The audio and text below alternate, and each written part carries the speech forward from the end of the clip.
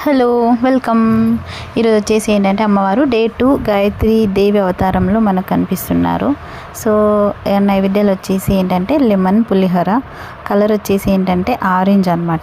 Orange అంటే కనకాంబరం colour, ఆ కలర్ అనమాట ఈరోజు. సో నేను అదే సారీ అదే కలర్ కట్టుకున్నాను అనమాట. సో అలాగే మనం ఏంటంటే హారతి తీసుకెళ్ళాలి కదా, అక్కడికి నేను హారతి పట్టుకొని వెళ్తుంటే వీడియో షూట్ చేసుకున్నాను. అలాగే వచ్చేసి ఏంటంటే కొత్త వాళ్ళు మన ఛానల్లోకి ఎవరైనా వస్తే మాత్రం సబ్స్క్రైబ్ చేసుకోండి.